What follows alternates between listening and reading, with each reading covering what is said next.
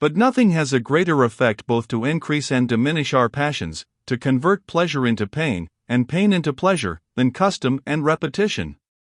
Custom has two original effects upon the mind, in bestowing a facility in the performance of any action or the conception of any object, and afterwards a tendency or inclination towards it, and from these we may account for all its other effects, however extraordinary.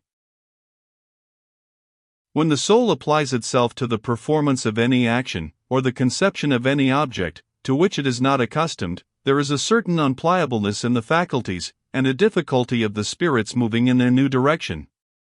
As this difficulty excites the spirits, it is the source of wonder, surprise, and of all the emotions, which arise from novelty, and is in itself very agreeable, like everything, which enlivens the mind to a moderate degree. But though surprise be agreeable in itself, yet as it puts the spirits in agitation, it not only augments our agreeable affections, but also our painful, according to the foregoing principle, that every emotion, which precedes or attends a passion, is easily converted into it. Hence everything that is new is most affecting, and gives us either more pleasure or pain, than what, strictly speaking, naturally belongs to it. When it often returns upon us, the novelty wears off, the passions subside, the hurry of the spirits is over, and we survey the objects with greater tranquility.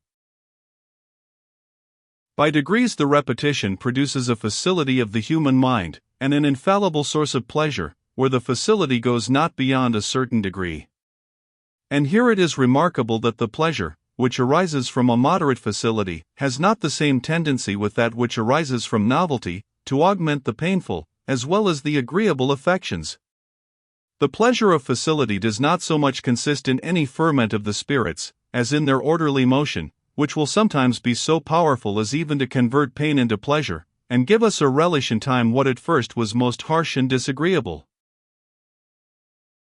But again, as facility converts pain into pleasure, so it often converts pleasure into pain, when it is too great, and renders the actions of the mind so faint and languid, that they are no longer able to interest and support it.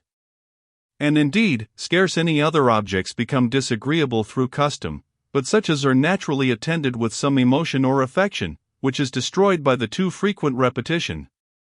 One can consider the clouds, and heavens, and trees, and stones, however frequently repeated, without ever feeling any aversion. But when the fair sex, or music, or good cheer, or anything, that naturally ought to be agreeable, becomes indifferent, it easily produces the opposite affection.